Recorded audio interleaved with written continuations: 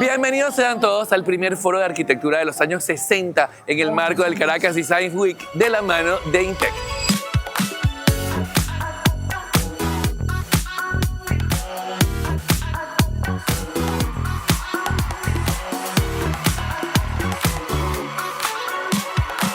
Estamos contentos de ser parte del Caracas Design Week, una semana que ha sido de muchísimos eventos en Caracas, y aquí no nos hemos quedado atrás, hemos hecho varios eventos en nuestra sede y este es nuestro evento principal.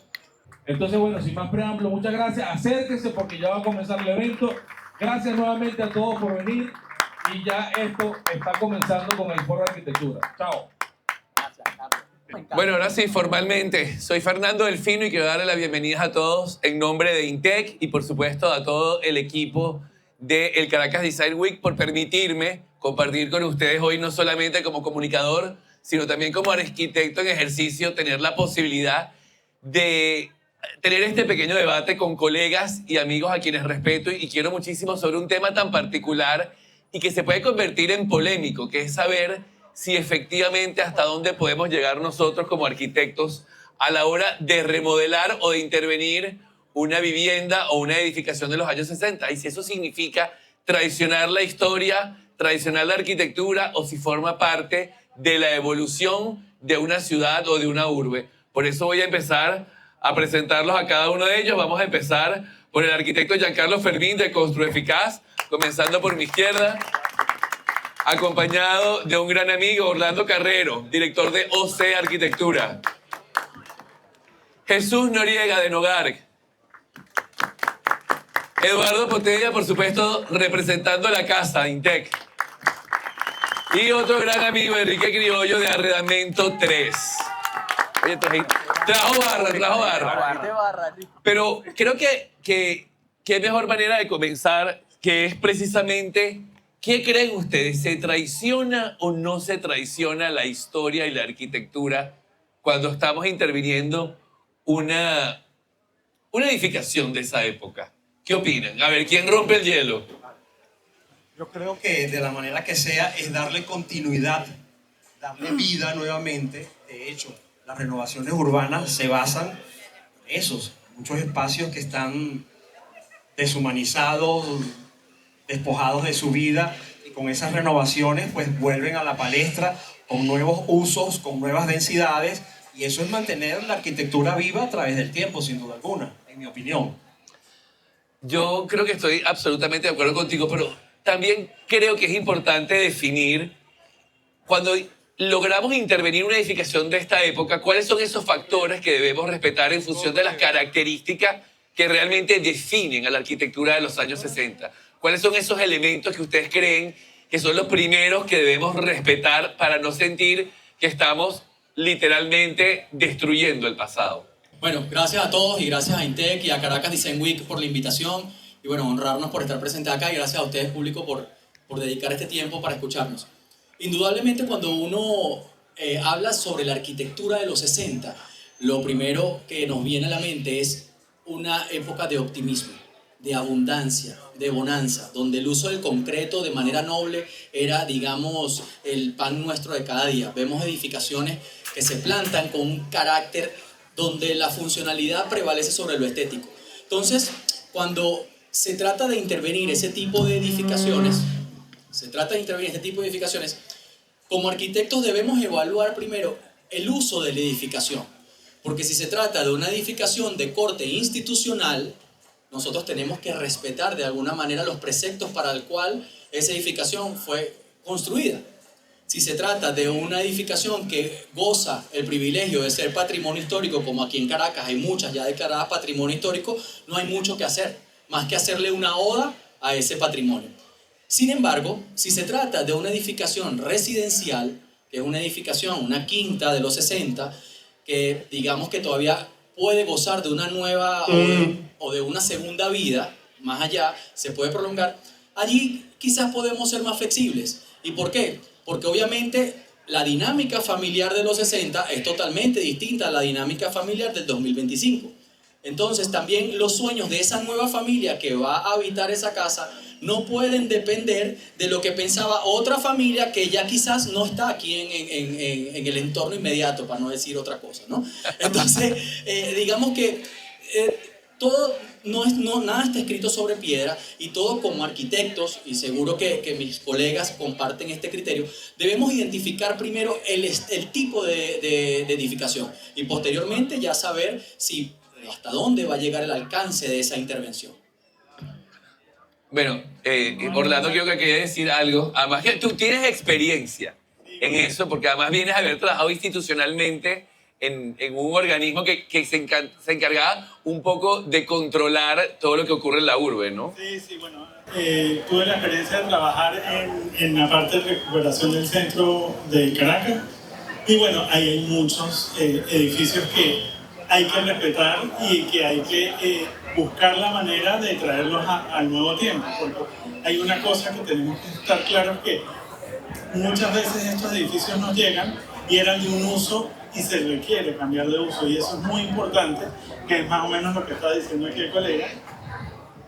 Que es más o menos lo que está diciendo el colega, que evaluamos qué uso tenía. Por ejemplo, si es una vivienda y lo vamos a cambiar a comercial o a institucional o a oficina, va a requerir unos cambios estructurales que son necesarios, y que no necesariamente es que queremos destruir el patrimonio, sino que ese inmueble tiene que pasar a un nuevo tiempo, ¿no? Entonces, por ejemplo, sobre todo en esta zona que estábamos entrados, estamos viendo que está pasando eso. Era una zona donde era prácticamente, bueno, era pura vivienda. Residencial, absolutamente. Y por un cambio de uso, ahora las viviendas son comerciales. Y entonces tenemos que buscar, o sea, entender el inmueble que estamos viendo y ver si de verdad lo que está allí tiene valor patrimonial, y respetarlo. Ahora ya, Carlos, yo te quiero preguntar, porque tienes rato ahí como dándole vueltas a la cabeza y sé que quieres decir algo. ¿Dónde encontrar el equilibrio entre lo que se va a hacer en esa remodelación y lo que significa precisamente respetar ese espíritu de la edificación? Ok, muchas gracias. Bueno, muchas gracias, Carlos, por la invitación. A todos mis colegas, bienvenidos. Yo, como arquitecto, siempre he respetado el gusto del cliente ante que todo. O sea, primero, el cliente tiene una necesidad hoy en día, en 2024, 2025, con unos materiales y unas características totalmente distintas, una dinámica totalmente distinta con sus familiares, con sus hijos. Y creo que adaptar las necesidades y convertir el espacio en un espacio óptimo es lo primordial para mí, para respetar, digamos, la idiosincrasia de esa persona. Y otro punto importante es que yo me he dado cuenta de que nosotros los arquitectos hemos tenido un papel y un rol fundamental en estos últimos 5 o 10 años del país. Porque si hablamos de los años 60, 70, las construcciones que se hacían, muchas de ellas estaban en manos de ingenieros y inclusive de italianos y maestros, constructores. Que tenían su equipo, tenían su estructura, tenían su equipo de ingeniería, pero las obras eran de ingenieros, o sea, no de arquitectos. Pero nosotros tuvimos un periodo muy prolífico de arquitectura una década antes, porque si hablamos de la arquitectura de los años 50, ¿en qué momento se dio ese cambio para que los ingenieros ocuparan el espacio del arquitecto?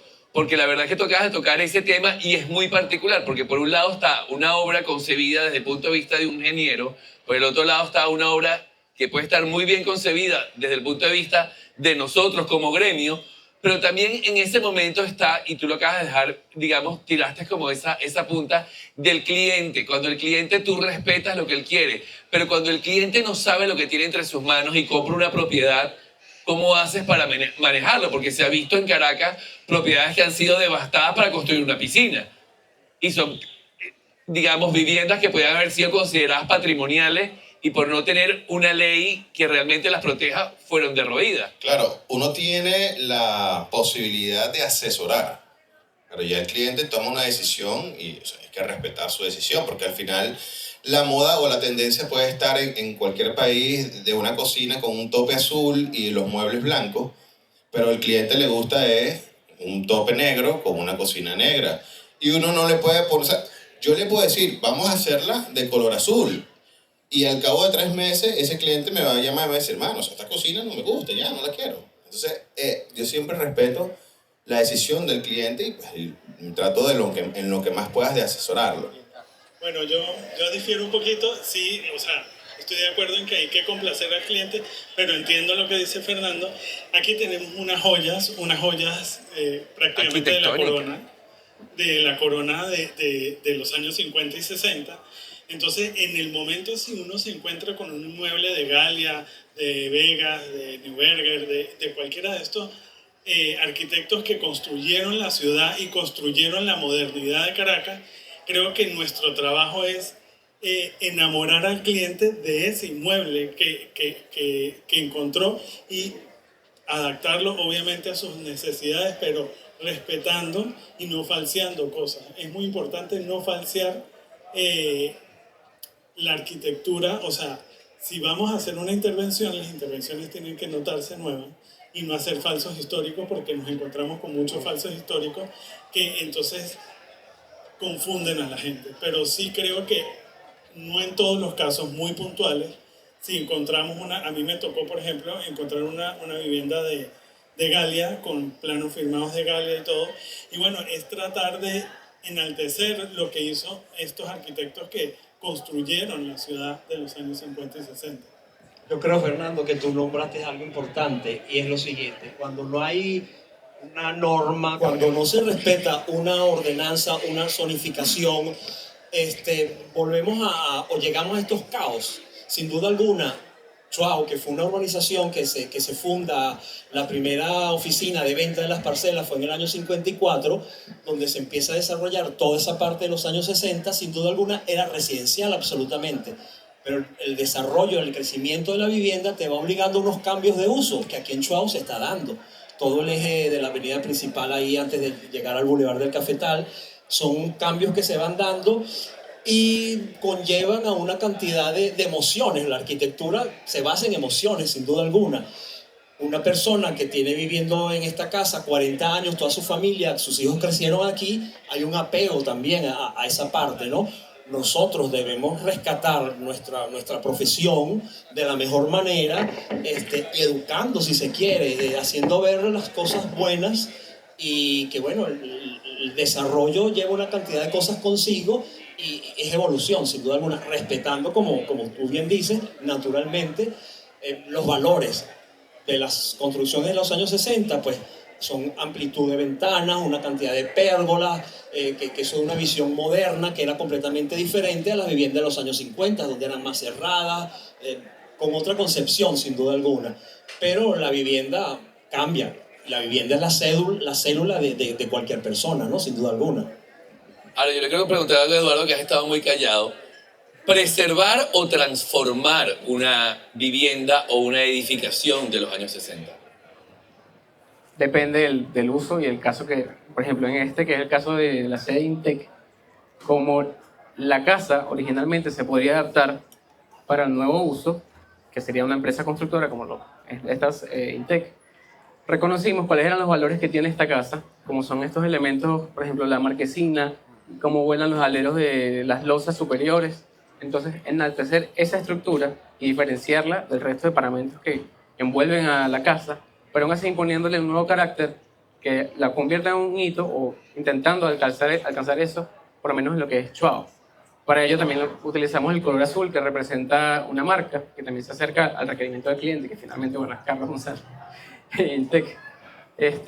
Pero buscando siempre respetar esos caracteres originales que vimos que tenían un valor, pero claro, imprimiéndole una nueva función, que es un área de oficinas, un área integral, donde hay un equipo de ingeniería. Pero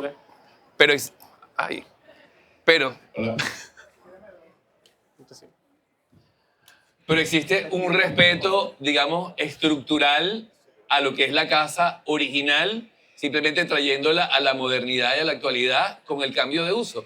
Porque si hay algo que también ha caracterizado dentro del caos urbano, es que zonas residenciales han empezado a mutar y se han convertido en zonas que han perdido, valga la redundancia, esa zonificación, y te puedes conseguir una clínica, un preescolar, que era el caso que más funcionaba en esta vivienda donde nos encontramos el día de hoy. Al lado puede haber una mueblería, una pizzería, y terminan siendo todos, se empiezan a convertir en unos transformers que pierden incluso la personalidad arquitectónica que tenían originalmente.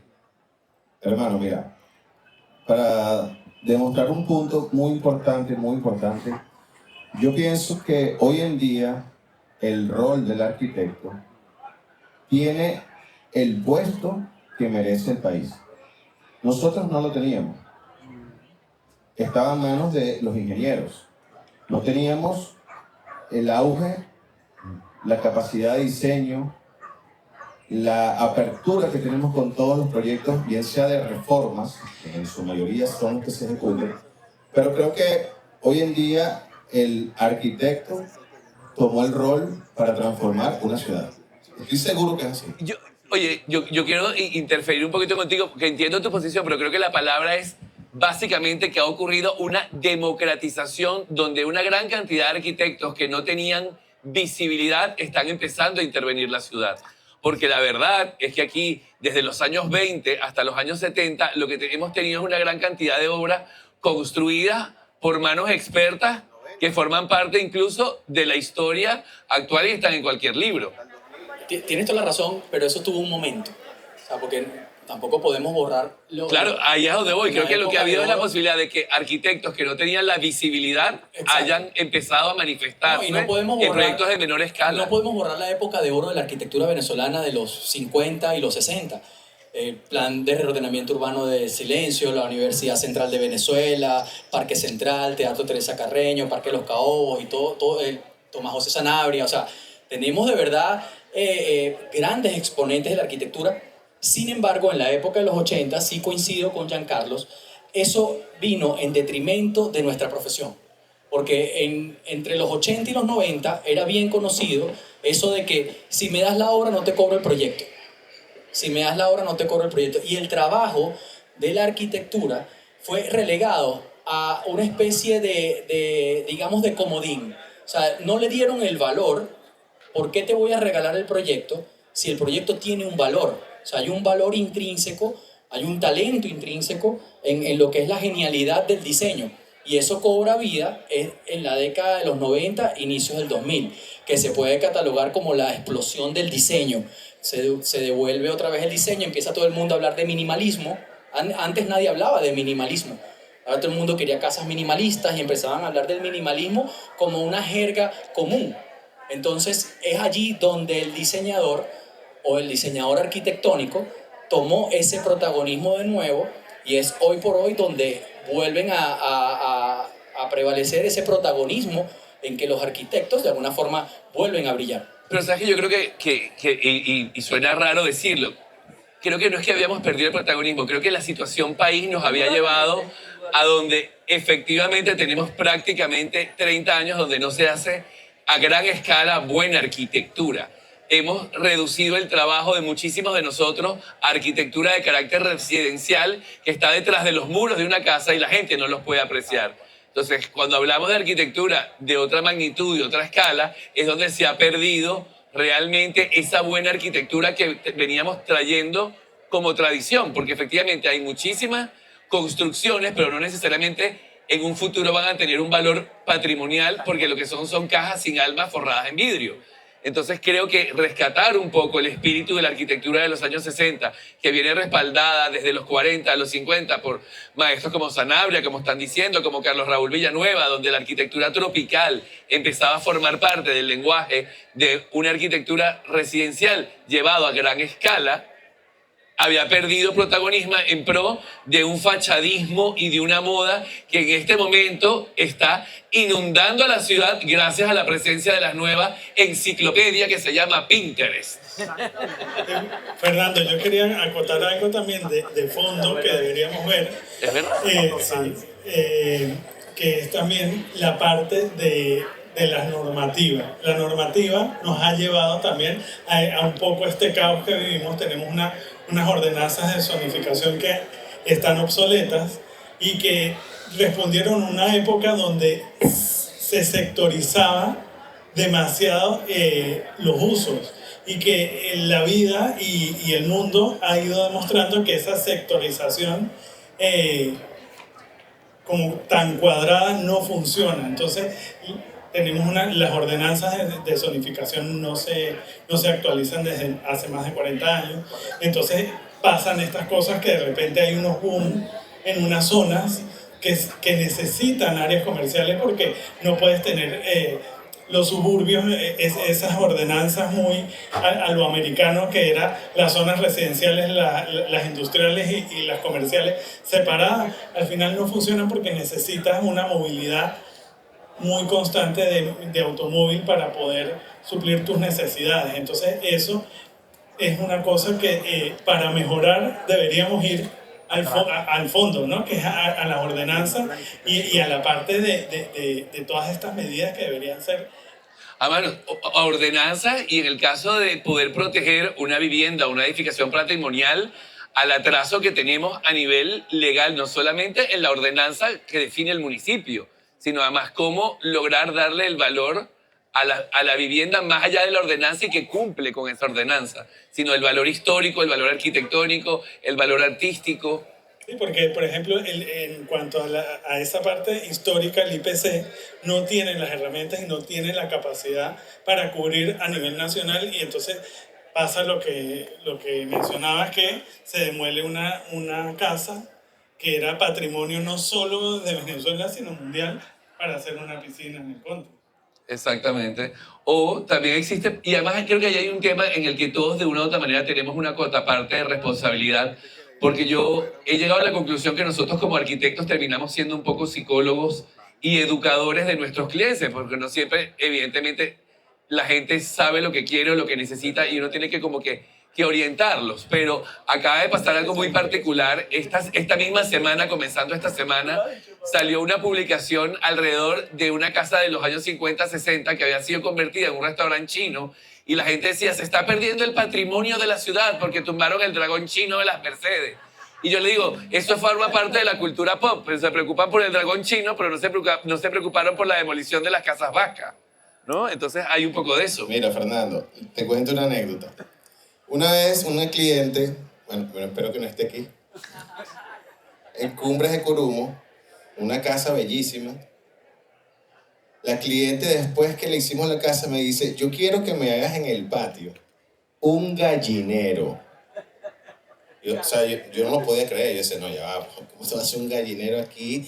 Yo quiero un gallinero, porque mis hijas quieren salir a agarrar los huevitos. Entonces, claro, uno queda así como, ¿qué hacemos? O sea, ¿se lo hacemos o no se lo hacemos? Te monto el gallinero, che. A mí me pidieron los jardines de Versalles en un jardín de este tamaño. Mira, es muy subjetivo todos estos temas y aquí podemos amanecer y seguramente todos y cada uno de ustedes en el público tiene un criterio y un argumento para defender la postura desde la perspectiva de donde lo evalúen. Porque yo apuesto que si fuera la casa de ustedes no van a vivir el sueño de una persona de los años 60. Ustedes quieren vivir su sueño y ustedes quieren vivir su casa diseñada a imagen y semejanza, pero también está el factor financiero de que de repente si compro una casa de los años 70, 80, me sale más económico que construir desde cero. Entonces...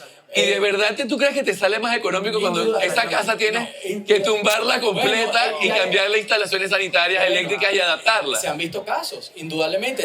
Para eso está el papel del arquitecto de obviamente asesorar al cliente y es ahí donde el cliente tiene que comenzar la búsqueda. El arquitecto no te va a acompañar nada más cuando tienes la casa ya comprada, sino en la búsqueda de eso. Y te voy a explicar ese caso. Hemos tenido clientes donde compran una casa con una buena estructura y ya con una estructura civil bien hecha, independientemente que le cambies las instalaciones eléctricas y que le pongas termofusión, el ahorro es brutal, increíble, claro que sí, los números lo dicen y los números van sobre encima de los dichos. Pero también pasa casos donde hay clientes que nos pasó en una casa en Prados del Este, así como allá en Carlos, que la promotora inmobiliaria era arquitecto, o sea, la corredora, y le vende la casa a esta cliente.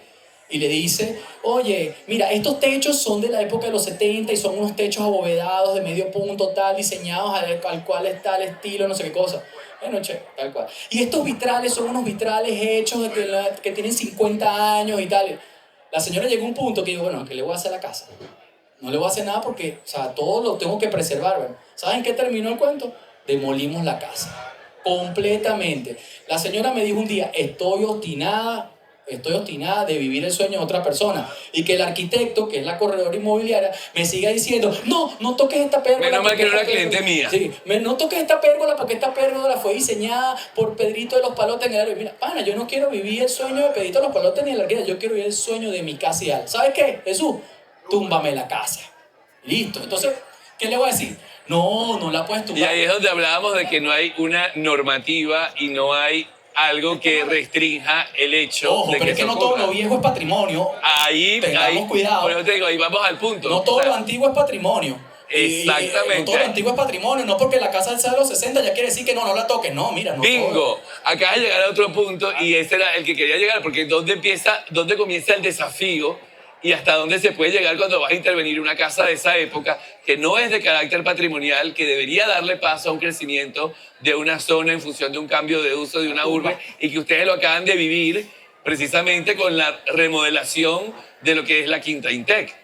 Bueno, en ese caso, no nos podemos convertir en unos conservadores nostálgicos que traten de conservar por conservar.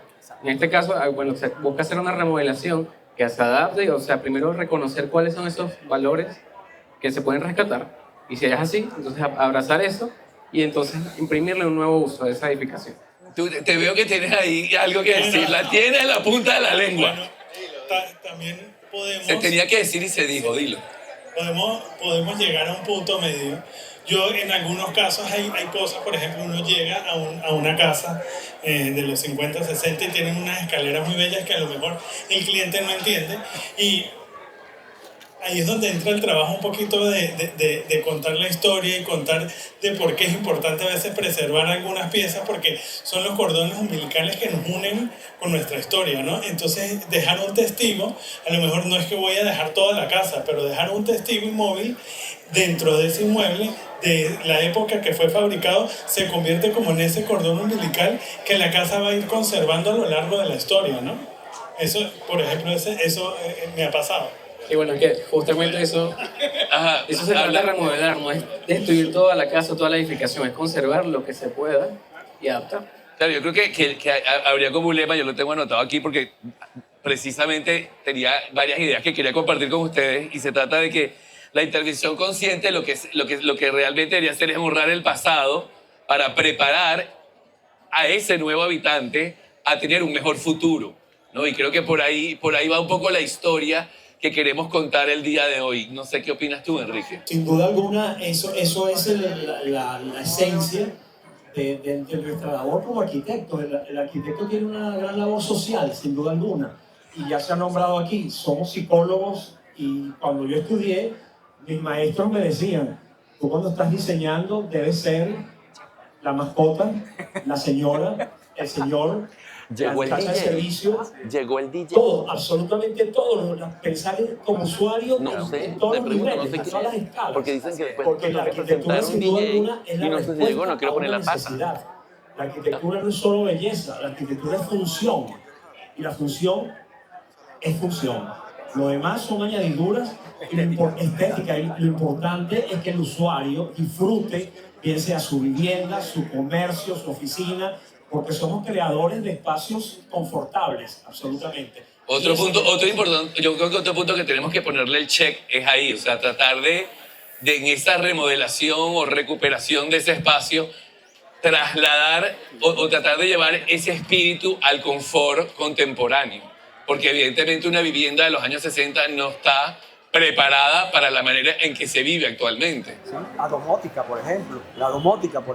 Una vivienda de los años 50, domotizarla en este momento sería, wow, la tecnología ha avanzado muchísimo y nos ayuda, sin duda alguna. De hecho, no es por puño ni nada, pero estuvimos anoche en en un cóctel donde se hablaba de un producto que da realmente maravillas y aporta soluciones. Inclusive en casos como estos, cuando son construcciones que ya existen, no tenemos que demoler absolutamente todo para poder lograr disfrutar de esa tecnología, ¿no? Claro, y también es importante eso, o sea, traer todo al presente tecnológicamente en cuanto a todo, pero conservar la historia, ¿no? Entonces ahí es donde tenemos que jugar. Yo vuelvo a insistir en algunas cosas cuando de verdad nos encontramos con tesoros, defenderlos, porque si no los defendemos nosotros que tenemos el conocimiento, no los va a defender nadie. Ahora, yo quiero hacer una pregunta a cada uno. ¿Qué rescatarían ustedes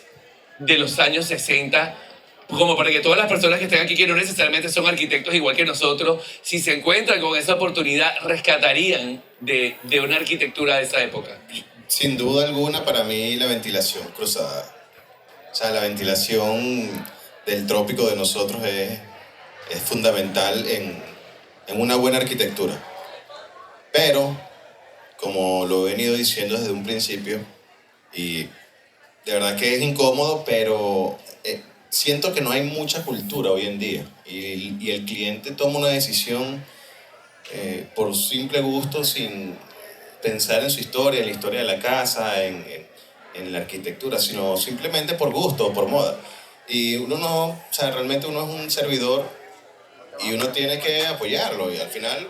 O sea, ¿Tú crees que atrás quedaron los tiempos donde nosotros como arquitectos cada vez que construíamos un proyecto sentíamos que era una obra maestra? ¿Eso se perdió?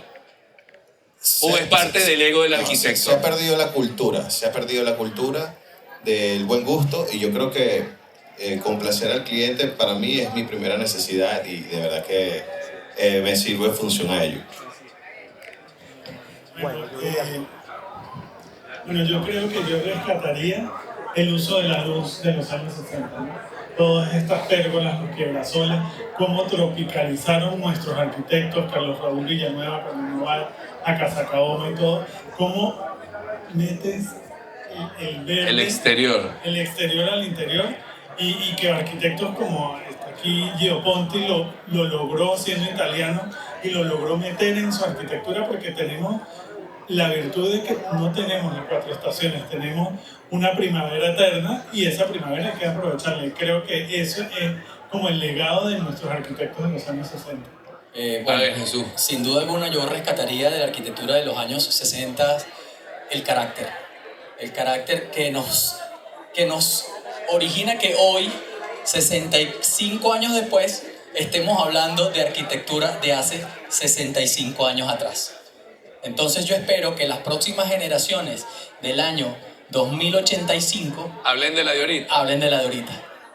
Bueno, vamos a ver. Ahí lo dejo. Vamos a ver, no creo que estemos viviendo ninguno de nosotros. Pero por lo menos que hablen. Entonces ahí por eso es que rescataría ese carácter. Que nos contacten por la Ouija. Bueno, yo ¿Tú qué opinas? rescataría justamente también esos elementos que te hacen pensar que esa arquitectura es de acá, de Venezuela y del trópico. Porque puede ser una arquitectura de los 60 de otro país, pero que esos elementos diferenciadores, como son una pérgola, una marquesina, una celosía, un muro calado, son los que te hacen pensar y ubicar que esa obra está acá en Venezuela. Y eso es lo que yo creo que debería tomar más valor y más peso. Sí, sin duda alguna es mantener esa respuesta. Es nuestra arquitectura que obedece a nuestro clima, a nuestro verde, a nuestras vistas, y eso es lo que es arquitectura venezolana, arquitectura caraqueña, que nos identifica. Ojalá pudiéramos, como tú bien dices, que sea recordado y respetado. Cuando hay arquitectura buena, permanece, y eso lo vemos a lo largo de la historia, en todos los países y en todo el mundo. Entonces eso sería lo ideal, y que fuera también muestra la arquitectura de Caracas y de Venezuela para mostrarla a todo el mundo, de todo el Caribe, a todo lo que tenemos nuestros climas similares, si se quiere, ¿no?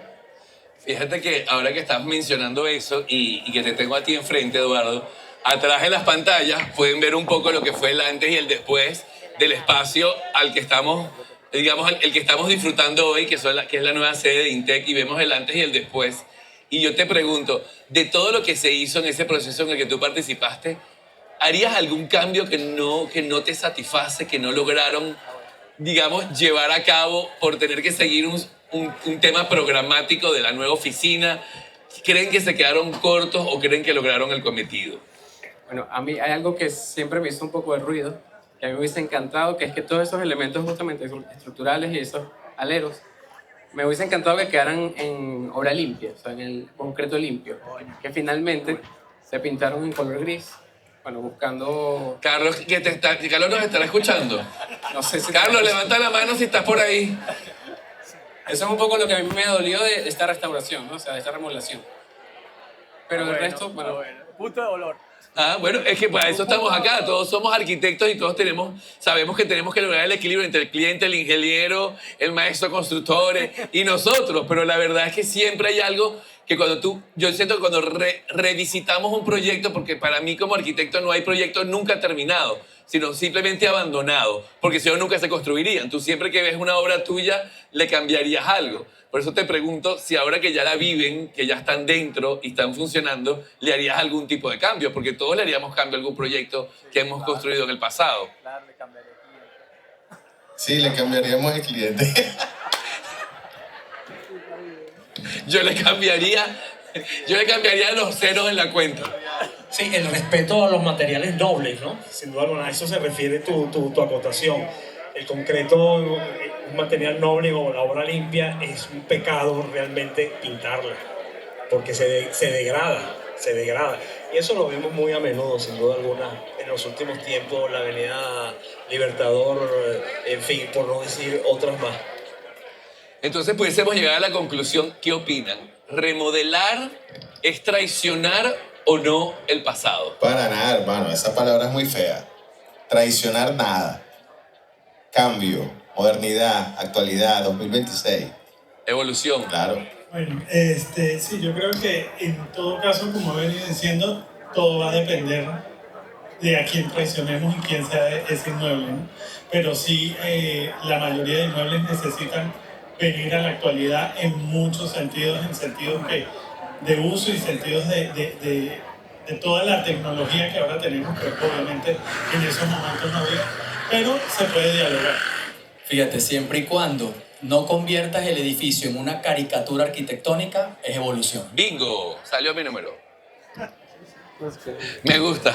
Bueno, yo pienso que más bien es remodelar con criterio, porque para mí lo que sí es una tradición es dejar que un edificio quede en desuso y que se degrade con el tiempo, que quede en abandono, como en algún momento esto lo fue cuando ya después de ser preescolar, estaba abandonado. Yo creo que eso sí es traicionar a un edificio o a la arquitectura. Ya, yo creo que está todo dicho. Hay que dignificar la arquitectura, hay que respetar la arquitectura y como arquitectos debemos tomar las riendas porque somos los directores de la orquesta. El arquitecto es lo único que queda después que se van todos los que pasan por la construcción, ¿no? Y somos quienes damos la cara y somos los responsables de lo bueno y a lo mejor lo no tan bueno. Y ante la sociedad, bueno, es la labor social del arquitecto, pero nosotros somos unos creadores absolutamente y debemos dar confort, funcionalidad antes que nada, sin duda alguna. Belleza. Y belleza también porque forma parte de un todo. Eso es un proyecto completo, sin duda alguna, ¿no? Bueno, yo creo que llegamos como a una buena conclusión. Si las cosas se hacen con criterio, como todo en la vida, empieza a surgir esa palabra que para mí es importante cuando hablamos de patrimonio, cuando hablamos de cultura, cuando hablamos de arquitectura, que es el respeto. Saber entender qué significa la palabra respeto cuando estamos interviniendo una obra arquitectónica, no importa la época, no importa la década, no importa quién haya sido el creador originario, lo importante es entender que ella tiene un alma que hay que respetar y a partir de ahí traerla al presente para que efectivamente cumpla con lo que tiene que cumplir el día de hoy. Yo quiero darle las gracias a todos, pido un fuerte aplauso para cada uno de nuestros participantes. Por supuesto a Giancarlo Fermín, Construeficaz, Orlando Carrero de OC Arquitectura, Jesús Noriega de Nogar, Eduardo Portella, por supuesto de Intec y el arquitecto Enrique Criollo de Arredamento número 3. Así que a mí lo único que me queda decirles es que no se vayan porque ahora es que empieza la noche, nos va a estar acompañando un DJ maravilloso que es Bros, vamos a tener video mapping en nuestra fachada, vamos a tener un homenaje a ABBA y lo único que puedo decir es que a todos los que están acá, que son constructores, arquitectos o que están cercanos, hagan un poquito de reflexión alrededor de la palabra de cada uno de nosotros. Sigamos disfrutando, gracias a todos nuestros patrocinantes, y empiezan a disfrutar de esta calle que no siempre podemos hacerlo.